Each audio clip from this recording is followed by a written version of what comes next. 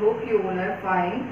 And जैसे कि आपको पता है कि लास्ट क्लास से हमने जो है अपनी कंप्यूटर सीरीज स्टार्ट की थी और कॉम्पिटिटिव एग्ज़ाम्स जैसे कि आपके HSSC के एग्ज़ाम्स आ रहे हैं या जितने भी आपके जो है सेंट्रल लेवल के गवर्नमेंट जॉब्स के एग्ज़ाम्स हैं, तो उनके लिए हमने जो है अपना कंप्यूटर स्टार्ट किया था, राइट। तो कल हमारी जो है इंट्रोडक्टरी क्लास थी इससे रिगार्डिंग कि कंप्यूटर होता क्या है एंड इसके जो बेसिक टर्म्स थी वो हमने सीखी थी। तो आज की क्लास में हम जो है इसके कैरेक्टरिस्टिक्स के बारे में भी पढ़ने वाले हैं एंड इसकी डिफरेंट एप्लीकेशंस के भी बारे में पढ़ने वाले हैं, ठीक है। तो सबसे पहले हम जो है स्टार्ट करते हैं हमारे कैरेक्टरिस्टिक्स से।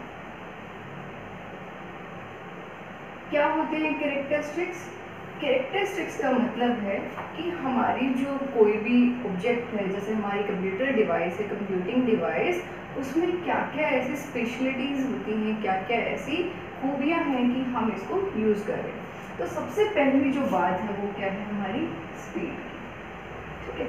हम सबको पता है कि इसकी जो कैलकुलेशन स्पीड है that is much much faster than the human beings. हालांकि it is created by the humans but its processing speed is much faster than human beings. ये क्या है, जैसे हम कोई कैलकुलेशन अब मल्टीप्लाई करने लग जाए 6 डिजिट यूनिट को, तो हमें कम से कम 1 या 2 मिनट लग जाएंगे, ठीक है। But same is done by computer in a fraction of second. Fraction of second means second का भी कुछ हिस्सा, ठीक है। तो क्या है, ऑब्वियसली ये फास्टर है। हम कहेंगे कि भाई ये क्या है, ह्यूमन बीइंग से फास्टर है। दूसरा हमारे पास प्रॉपर्टी क्या आएगी, इसकी प्रॉपर्टी वो है हमारी डिलीजेंस।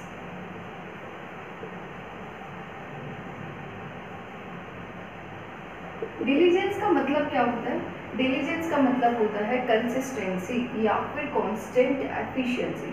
अब ह्यूमन बीइंग्स का क्या होता है, हमारा ये होता है भाई चलो हमने अर्ली मॉर्निंग 6 o'clock पढ़ाई करनी शुरू की, राइट। अगर हम अपने से इसके लिए तो 6 to 7 जो हमारी एफिशिएंसी होगी जो पढ़ेंगे उसका 80% हमें याद है, ठीक है।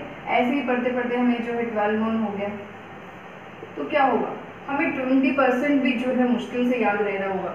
तो ये किस वजह से है? क्योंकि human beings they easily feel tired. लेकिन इन केस ऑफ कंप्यूटर ऐसा कुछ नहीं होता है। इसको चाहे आप जो है कंटिन्यूस पावर सप्लाई पे दिन रात काम करते रहें, इसकी जो एफिशिएंसी होगी वो 100% होगी, ठीक है। उसके बाद थर्ड आपका है एक्यूरेसी। एक्यूरेसी का मतलब कि कितना सटीक इसकी कैलकुलेशन है। अब भाई जब भी हम कंप्यूटिंग करते हैं, जैसे आप कैलकुलेटर यूज़ करते हैं, कैलकुलेटर क्यों यूज़ करते हैं कि भाई हमें पता है उससे जो भी हम कैलकुलेशन करेंगे वो हमेशा 100% सटीक होंगी। अब जैसे बड़ी कैलकुलेशन करनी है तो हम अपने खुद के दिमाग पे भरोसा नहीं करते, बट हम कैलकुलेटर पे भरोसा करते हैं। क्यों करते हैं? बिकॉज हमें पता है वो एक्यूरेट होता है। सेम एज विद कंप्यूटर्स की हमें पता है जो भी वो आउटपुट देगा वो हमेशा एक्यूरेट होगा, या फिर हम इसको कह सकते हैं इट इज़ एररलेस, राइट। उसके बाद नेक्स्ट आपका है वर्सेटिलिटी।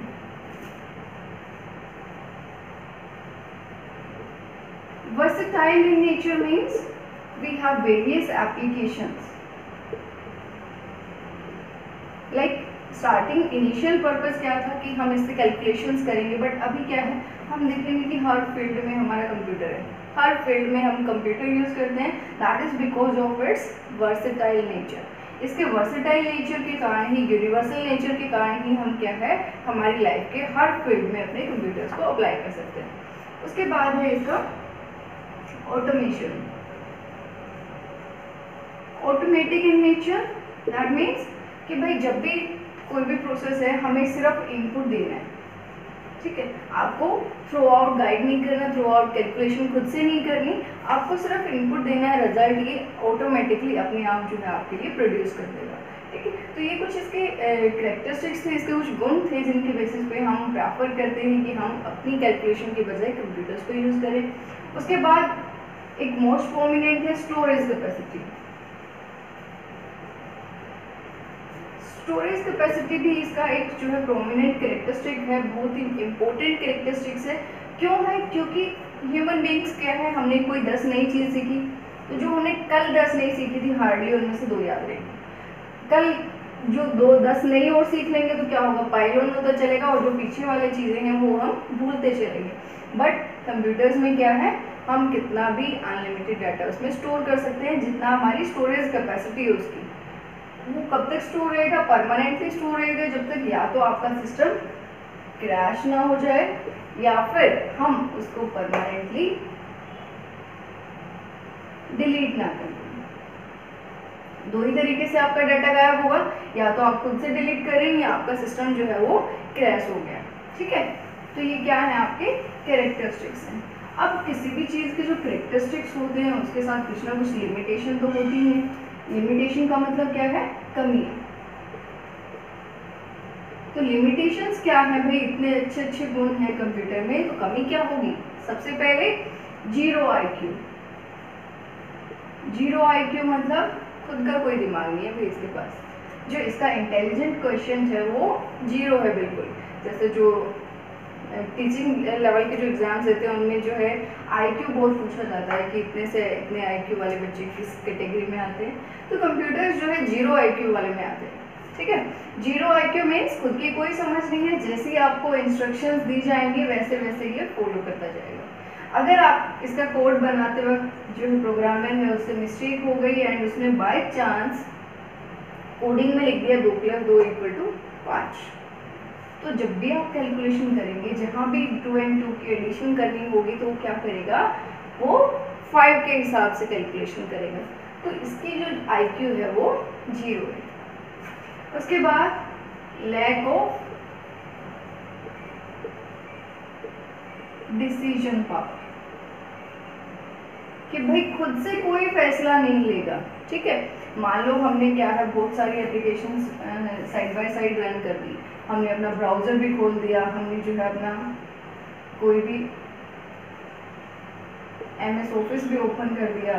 ठीक है, साथ में हमने वीडियो जो प्लेयर है वीडियो प्लेयर वो भी ऑन कर दिया, तो क्या हो गया? आपका सिस्टम हैंग हो गया। मतलब ये क्यू में वेट करता रहेगा, अपने आप डिसीजन नहीं लेगा कि कौन सी जो प्रोसेस है वो ज़्यादा इंपॉर्टेंट है एंड किसको हमें प्रेफरेंस देनी चाहिए।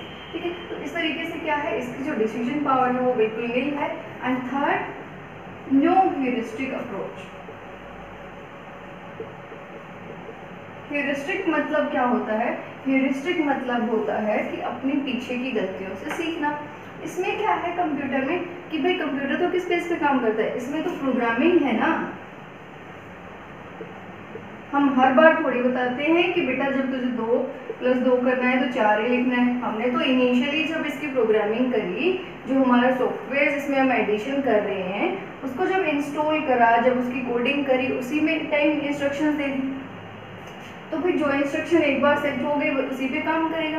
ये तो है नहीं कि हम उसको बार बार सिखा रहे हैं, तो ये अपनी पीछे की गलतियों से नहीं सीखता है, तो सेम रिपीट करेगा। ये जो भी एक मिस्टेक है वो रिपीटेड जो है वो रिपीट होती चलेगी। बट ये किस में होता है? ह्यूरिस्टिक अप्रोच ह्यूमन बीइंग्स में होता है। हम क्या करते हैं, एक गलती 2 बार करी, 4 बार करी, 5वीं बार तो हम ज़्यादा से ज़्यादा ठीक कर ही लेंगे उसको। ठीक है, तो ये क्या है, कुछ लिमिटेशंस है इसके कंप्यूटर सिस्टम में। उसके बाद आता है कि हम कंप्यूटर को कहाँ कहाँ यूज़ कर रहे हैं। जो इनिशियल पर्पस था कंप्यूटर को डेवलप करने का वो क्या था? हमारा कंप्यूटिंग। क्या पर्पस था हमारा?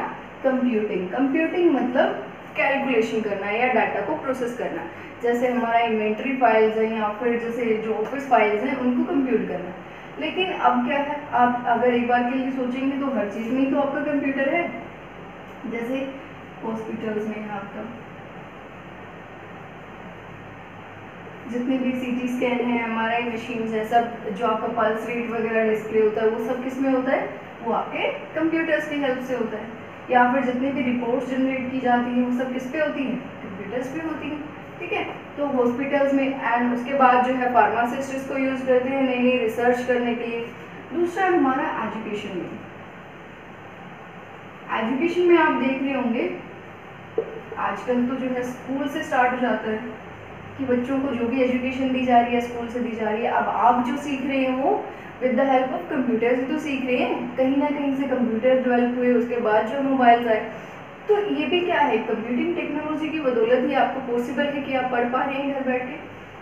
स्कूल है, कॉलेजेस हैं, ठीक है, यूनिवर्सिटीज़ हैं या फिर रिसर्च है, जितने भी साइंटिस्ट है या कुछ नया रिसर्च करने के लिए प्रोफेसर किसका यूज करते हैं, हमारा कंप्यूटर का यूज करते हैं। उसके बाद है आपका एयरपोर्ट्स एंड रेलवेज। इनमें भी हम क्या कर रहे हैं, आजकल आपको पता है एयरपोर्ट जो बुकिंग करता है टिकट्स की ऑनलाइन करता है, रेलवे की भी जो ऑनलाइन बुकिंग जो है स्टार्ट हो चुकी है। तो दोनों ही किसके हेल्प से पॉसिबल है, कंप्यूटर की हेल्प से पॉसिबल है। उसके अलावा आपकी जो है बसेस में भी आपका जो है, आप देख पा रहे होंगे जो रेलबस नाम की ऐप है, वहाँ से आप क्या कर सकते हैं, अपनी बस की भी जो लॉन्ग रूट बसेस हैं उनकी भी टिकट्स प्री बुकिंग कर सकते हैं उनकी।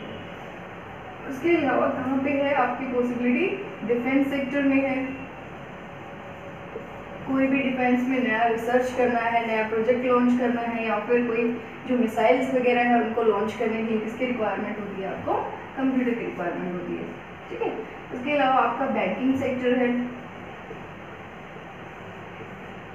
बैंकिंग में क्या है, जितने भी अकाउंटेंसी है या फिर जितने भी आपके कस्टमर्स हैं, बैंक कस्टमर्स, उनका सबका डिटेल जो बायोडाटा है, पहले हम मैनुअली स्टोर करते थे इन रजिस्टर्स फॉर्म में ट्रेडिशनल मेथड में। अब हम क्या करते हैं, हमारे जितने भी डिटेल्स होती हैं कस्टमर्स की, वो सारी आपके जो कंप्यूटर्स में ऑनलाइन जो आपकी डिटेल्स अवेलेबल होती है। आजकल आपके ऑनलाइन ट्रांजैक्शंस भी अवेलेबल हैं, है ना, आपके पास ऑनलाइन बैंकिंग का जो है ऑप्शन भी अवेलेबल है। सो ये किस लिए अवेलेबल है, क्योंकि आपका जो डाटा है वो सारा कंप्यूटर्स में ऑनलाइन अवेलेबल है, जितने भी कस्टमर्स हैं किसी पर्टिकुलर बैंक के, ठीक है। तो ये सारे क्या हैं, आपके डिफरेंट एप्लीकेशंस है। इसके अलावा भी आप जहाँ भी नज़र घुमा के देखोगे हर जगह आपको कंप्यूटर ही कंप्यूटर जो है दिखाई देता है। तो ये क्या थे आपके कुछ characteristics and applications of computer system. अब पॉइंट आता है हमारा जनरेशंस ऑफ कंप्यूटर सिस्टम कि डिफरेंट जनरेशंस कौन सी हैं, कैसे उसकी हिस्ट्री क्या है, कैसे इवोल्यूशन हुआ, मतलब कैसे हमारा जो कंप्यूटर है वो बना, धीरे धीरे क्या क्या डेवलपमेंट हुई, तो हम उनके बारे में पढ़ने वाले हैं, ठीक है। तो बच्चे हम बात कर रहे थे हमारी कंप्यूटर की जनरेशंस की। जनरेशन जो जनरल वर्ड है आपका, जनरेशंस क्या होती हैं, जैसे हमारी फैमिली में पीढ़ियाँ होती हैं, जैसे हमारे पूर्वज थे, दादा परदादा, ठीक है, हमारे फादर हैं, देन हमारी जनरेशन है। तो क्या होता है कि हर जनरेशन में कुछ ना कुछ इवोल्यूशन होता रहता है, कुछ ना कुछ चेंजेस होते रहते हैं, ठीक है। जैसे आपने बड़े बुजुर्गों को कहते सुना होगा कि भाई आजकल के बच्चे तो बहुत स्मार्ट है, हमारे वाले तो बहुत बेचारे भोले भाले होते थे, ठीक है। तो आपको दिखाई दे रहा होगा कि जो हमारी जनरेशन है, ह्यूमन जनरेशन, उनमें भी एडवांसमेंट आ रही है। ऐसे ही क्या है, हमारे कंप्यूटर की जो जनरेशन है, जो पीढ़ियाँ हैं अलग अलग, उनमें भी क्या है, एवोल्यूशन होता गया है, मतलब डेवलपमेंट होती गई, चेंजेस आते गए एंड बेटरमेंट जो है उनकी होती गई। तो सबसे पहले जब कंप्यूटर बना था वो किसने बनाया था, हमारा चाइना ने बनाया था।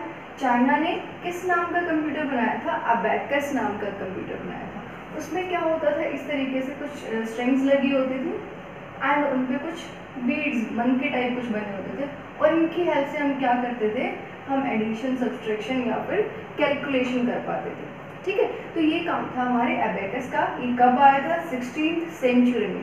बेटा हम इसमें क्या है, समराइज फॉर्म में हमारी जनरेशंस पढ़ने वाले हैं, जहाँ से पेपर में क्वेश्चंस आते हैं, ठीक है। हमें पूरा डिटेल करके यहाँ कोई थीसिस नहीं लिखना है, हमें सिर्फ वही चीज़ें फोकस करनी है जो एग्जाम में पूछी जाती हैं, ठीक है। तो सबसे पहला कौन सा था, हमारा एबेकस था। कब आया था, 16th सेंचुरी में आया था। उसके बाद जो हमारी फर्स्ट जनरेशन थी वो क्या थी, वो हमारी आई थी 1945 से एंड इट रेंज बिटवीन 1959 तक, ठीक है। 45 से लेके 59 तक पूछा जाता है कि फर्स्ट जनरेशन कब तक लास्ट हुई, सेकंड जनरेशन की रेंज क्या है, टाइम पीरियड कौन सा था, ठीक है। तो ये चीज़ें आपको जो है याद रखनी है। जो फर्स्ट जनरेशन थी उसमें क्या थे, कंप्यूटर्स आपके बहुत बड़े साइज़ के थे, लाइक यू कैन से एक रूम के साइज़ का जितना एक सिंगल कंप्यूटर होता था, जिसपे कोई कैलकुलेशन परफॉर्म होती थी। उसकी जो टेक्नोलॉजी थी वो किस पे बेस्ड थी, आपकी वैक्यूम ट्यूब पे, ठीक है। वैक्यूम मतलब जिसमें कोई भी पार्टिकल ना हो, मतलब बिल्कुल खाली, विदाउट इवन एयर। तो उनमें क्या होती थी, वैक्यूम ट्यूब। वैक्यूम ट्यूब जो है हम अपने कंप्यूटिंग के लिए जो प्रोसेसर होते थे वो यूज़ करते थे, ठीक है। इसकी जो लैंग्वेज होती थी वो कौन सी होती थी, मशीन लैंग्वेज। साइज जो था कंप्यूटर का वो बहुत बड़ा था एंड उनको जो हैंडल करने की प्रोसेस थी वो भी काफ़ी डिफ़िकल्ट थी। अगर कोई प्रॉब्लम आ जाती तो वो भी टैकल करनी या फाइंड आउट करनी मुश्किल हो जाती थी। उसके अलावा क्या ड्रॉबैक था, एक तो इनकी प्रोसेसिंग इतनी स्लो थी, दूसरा जब ये काम करते थे तो large amount of heat generate करते थे जिसकी वजह से शॉर्ट सर्किट बहुत इजीली हो जाता था। ठीक है, तो इसको एडवांसमेंट में लाने के लिए भाई इसकी प्रोसेसिंग जो स्पीड थी, इसकी जो स्टोरेज कैपेसिटी थी वो थी नहीं, क्योंकि यहाँ पे हमारे लिए कोई भी स्टोरेज सिस्टम यहाँ पे नहीं था इनके पास। ये सिर्फ प्रोसेसिंग करते थे और on the spot result display करते थे। तो हमने इसको एडवांस करने के लिए दूसरी जनरेशन लाई, दूसरी पीढ़ी आई, कौन सी, सेकेंड जनरेशन, जो कब से कब तक रही, 1959 से लेकर 1965 तक, 1959 से लेकर 1965 तक। इसमें जो है टेक्नोलॉजी वो चेंज हो गई वैक्यूम ट्यूब से ट्रांजिस्टर्स के साथ। ठीक है, वैक्यूम ट्यूब से ट्रांजिस्टर के साथ बदल गई। ट्रांजिस्टर क्या थे, स्मॉलर इन साइज थे, तो जो आपके कंप्यूटर का साइज था वो थोड़ा छोटा हो गया था। इसमें क्या थे, ये जो ट्रांजिस्टर बने हुए होते थे वो किसके बने हुए थे, टर्मेनियम सेमीकंडक्टर्स के। किसके बने होते थे, टर्मेनियम सेमीकंडक्टर्स। ठीक है, ये आप मेटल्स नॉन मेटल साइंस में पढ़ते हैं, कंडक्टर सेमीकंडक्टर्स क्या होते हैं। तो आपसे ये पूछा जा सकता है कि भाई जो सेकेंड जनरेशन के ट्रांजिस्टर्स थे वो किसके बने होते थे, तो क्या नाम था आपके सेमीकंडक्टर का, टर्मेनियम सेमीकंडक्टर। उसके बाद आपकी क्या थी, इसकी जो स्पीड एंड एफिशिएंसी थी it was better than this. And इसमें हमने जो है एक स्टोरेज मैकेनिज्म भी लगा दिया था, क्या था, मैग्नेटिक ड्रम। ठीक है, क्या लगा दिया था हमने स्टोरेज के लिए, मैग्नेटिक ड्रम लगा दिया था। तो इसमें स्टोरेज आ गई थी, एफिशिएंसी थोड़ी सी बेटर हो गई थी as compared to first generation, लेकिन वो बात नहीं थी जितनी हमें चाहिए थी। तो हमारी जो है थर्ड जनरेशन फिर डेवलपमेंट में आई 1965 से लेकर 71 तक, 1965 से 71 तक। इसमें क्या थी, इसमें हमारे पास आईसी थी, जो आजकल आप देखते भी हैं। आईसी क्या होता है, इंटीग्रेटेड सर्किट, एक छोटा सा सर्किट होता है, उसी पे सारी प्रोसेसिंग हो जाती है। ठीक है, इसमें जो है सिलिकॉन सेमीकंडक्टर्स लगे होते हैं और उनसे ये आईसी हमारी बनी होती है। इसमें क्या था, आपके जो है स्टोरेज कैपेसिटी भी बढ़ गई, क्योंकि हमने जो है यहाँ पे डिस्क लगानी शुरू कर दी थी, मैग्नेटिक डिस्क यूज करने लग गए थे। साइज जो है वो रिड्यूस हो गया था, क्योंकि देखो वैक्यूम ट्यूब से ट्रांजिस्टर छोटे थे बट इतने भी छोटे नहीं थे कि हम इजीली उसको हैंडल कर पाए। जो आईसी थी उसने साइज एकदम से रिड्यूस कर दिया। आप कभी भी किसी गवर्नमेंट कॉलेज वगैरह में देखोगे तो वहाँ पे क्या है, अभी भी बहुत पुराने सिस्टम रखे होते हैं। वो कौन सी जनरेशन की, थर्ड जनरेशन की। इसमें जो है हमारी लैंग्वेजेस भी स्टार्ट हो गई थी, यानी लैंग्वेज जैसे आपकी बेसिक सी थी या फिर फोर्ट्रन। फोर्ट्रन क्या होता है, फॉर्मूला ट्रांसलेटर। एक आती है आपकी पास्कल। ठीक है, Pascal, why Pascal is used, Pascal हम बिजनेस पर्पज के लिए यूज करते हैं। ये छोटे छोटे क्वेश्चंस बन सकते हैं। उसके बाद आपकी जो है फोर्थ जनरेशन आ गई। अब इसकी क्या थी, as compared to the requirement of generations processing speed slow थी। तो हमारी जो नेक्स्ट जनरेशन आई वो कौन सी आई, फोर्थ जनरेशन, जिसके कंप्यूटर्स हम एट प्रेजेंट भी यूज़ करते हैं, जो हमारी लेबोरेटरीज वगैरह में। वो कब से स्टार्ट हुआ, 1971 से लेकर एट प्रेजेंट भी हम इस टेक्नोलॉजी को यूज़ करते हैं। ये क्या है, वेरी लार्ज स्केल आईसी। इसकी टेक्नोलॉजी कौन सी थी, वेरी लार्ज स्केल आईसी। ठीक है, जो आपकी आईसी थी वो ज़्यादा कॉम्प्लेक्स हो गई थी, ज़्यादा इंटीग्रेटेड हो गई थी। इसमें जो लैंग्वेजेस थी वो हाई लेवल आ गई थी, जैसे आपकी जावा है, विजुअल बेसिक है या डॉटनेट है। ठीक है, उसके बाद जो लास्ट अभी एट प्रेजेंट हमारी चल रही है वो कौन सी जनरेशन चल रही है, फिफ्थ जनरेशन चल रही है। ये प्रेजेंट पे भी वर्किंग है and beyond in the future. Beyond मतलब इन फ्यूचर ये टेक्नोलॉजी आने वाली है। इसमें टेक्नोलॉजी कौन सी है, अल्ट्रा लार्ज स्केल आईसी। इसमें जो आईसीज हैं वो कौन सी हैं, अल्ट्रा लार्ज स्केल हैं। ठीक है, कंप्यूटर का साइज रिड्यूस होता जा रहा है एंड जो एफिशिएंसी है वो इंक्रीज होती जा रही है, मैक्सिमाइज होती जा रही है, स्टोरेज कैपेसिटी बढ़ती जा रही है। आप देखेंगे कि हमारी ही जनरेशन के सामने पहले 2 GB रैम इनफ होती थी मोबाइल्स के लिए, अभी 6 GB में भी काम नहीं चलता है ना, क्योंकि एप्लीकेशंस जो है वो एडवांस होती जा रही हैं। इसमें जो टेक्नोलॉजी है 5th जनरेशन में है वो क्या है, हमारी आर्टिफिशियल इंटेलिजेंस। आर्टिफिशियल इंटेलिजेंस का मतलब क्या है, अभी थोड़ी देर पहले जब हम लिमिटेशंस पढ़ रहे थे, कैरेक्टरिस्टिक्स पढ़ रहे थे हमारे कंप्यूटर पे, तो हमने क्या पढ़ी थी, एक कमी पढ़ी थी उसमें कि भाई इसका जो IQ है वो क्या है, 0 है। ठीक है, तो जो आर्टिफिशियल इंटेलिजेंस टेक्नोलॉजी है उसने इस लिमिटेशन को विथड्रॉ कर लिया, रिमूव कर दिया है। कैसे कवर किया इसको, जो आर्टिफिशियल इंटेलिजेंस है इसको हम यूज करते हैं रोबोटिक्स में। रोबोटिक्स में क्या एक काम आती है, रोबोटिक्स में जो रोबोट्स हम डेवलप करते हैं वो अपने आप सेल्फ डिसीजन ले सकते हैं, वो they can think like human beings. तो जो हमारी 5th जनरेशन है उसमें हमने ऐसे कंप्यूटर्स डेवलप किए हैं जो अपने लेवल पे सोच सकते हैं, अपनी लेवल पे डिसीजन ले सकते हैं किसी भी प्रोसेस के बारे में। ठीक है, तो ये हमारी जो है 5 जनरेशन है हमारे कंप्यूटर सिस्टम की। जल्दी से रिकैप कर लेते हैं। सबसे पहले कौन सा आया था, अबैकस। किसने बनाया था, चाइना ने बनाया था, सिर्फ कैलकुलेशन पार्ट के लिए। एडिशन सब्ट्रैक्शन होता था इसमें बीट्स की हेल्प से। उसके बाद हमारी फर्स्ट जो जनरेशन है वो क्या है, 1945 से लेकर 1959 तक चली थी। इसमें जो टेक्नोलॉजी थी वो कौन सी थी, वैक्यूम ट्यूब वाली थी, एंड इसमें हम मशीन लेवल लैंग्वेज का यूज़ करते थे। सेकेंड जनरेशन हमारी जो है वो 1959 से लेकर 65 तक चली थी। इसमें जो है हमारे वैक्यूम ट्यूब की जगह पे ट्रांजिस्टर यूज़ होने शुरू हो गए थे, एंड हमने स्टोरेज करना भी शुरू कर दिया था। किसमें, मैग्नेटिक ड्रम में। यहाँ जो सेमीकंडक्टर लगे हुए थे वो कौन से थे, टर्मेनियम सेमीकंडक्टर्स। उसके बाद हमारी थर्ड जनरेशन है। थर्ड जनरेशन में हमारी कौन से टाइम पीरियड है, 1965 से लेकर 71 तक। और जो हमारी टेक्नोलॉजी है वो कौन सी है, आईसी। आईसी बोले तो इंटीग्रेटेड सर्किट। एंड जो हमारी स्टोरेज थी वो क्या थी, मैग्नेटिक डिस्क थी। तो इसकी वजह से जो एफिशिएंसी थी वो ज़्यादा हो गई थी, एंड जो साइज था हमारे सिस्टम का वो रिड्यूस हो गया था। ठीक है, इसमें थर्ड जनरेशन में हमारे पास लैंग्वेजेस भी आ गई थी, हाई लेवल लैंग्वेज। कौन कौन सी, सी, फोर्ट्रन। फोर्ट्रन ये लो लेवल लैंग्वेज थी, फोर्ट्रन एंड पास्कल।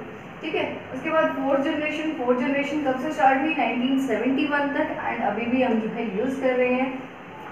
इसका जो टेक्नोलॉजी हम यूज़ कर रहे हैं वो कौन सी है, VLSI, very large scale IC. ठीक है, सिस्टम वही है आईसी वाला, बस जो उसकी कॉन्फ़िगरेशन है वो इंक्रीज हो गई है। इसमें हमारे पास माइक्रो प्रोसेसर्स आ गए हैं। ठीक है, माइक्रो प्रोसेसर्स आपने पढ़े होंगे। इसमें जो लैंग्वेज है वो हाई लेवल लैंग्वेज है, जैसे आपकी जावा है, VB है। VB क्या होता है, विजुअल बेसिक, .NET, ये सारी अलग अलग क्या है हमारे कंप्यूटर्स की लैंग्वेज है। ठीक है, उसके बाद है 5th जनरेशन जो कि आर्टिफिशियल इंटेलिजेंस पे बेस्ड है, रोबोटिक्स में हम यूज़ करते हैं। एंड इसकी जो टेक्नोलॉजी है वो क्या है, ULSI, ultra large scale IC. ठीक है, तो मैंने बहुत बार देखा है कि आपके जो टेक्नोलॉजी बेस्ड क्वेश्चंस हैं कि कौन सी जनरेशन में कौन सी टेक्नोलॉजी हम यूज़ करते थे या क्या स्टोरेज मीडियम था, ये बहुत बार पूछा गया है। ठीक है, चाहे आपके एस्टेट के एग्जाम्स हैं या फिर आपके HSSC के एग्जाम्स हैं, तो ये रिपीटेड क्वेश्चंस हैं आपके। तो एक बार जनरेशन्स को अच्छे से आपने रीड आउट कर लेना है। अगर आपको वीडियो अच्छी लगी है तो अपने फ्रेंड्स को ज़रूर कन्वे करें, शेयर करें, एंड हमारे चैनल को सब्सक्राइब जरूर करें, ताकि जब भी कोई हमारी नेक्स्ट क्लास होगी तो आपको पहले से पता चल जाए। Thank you class.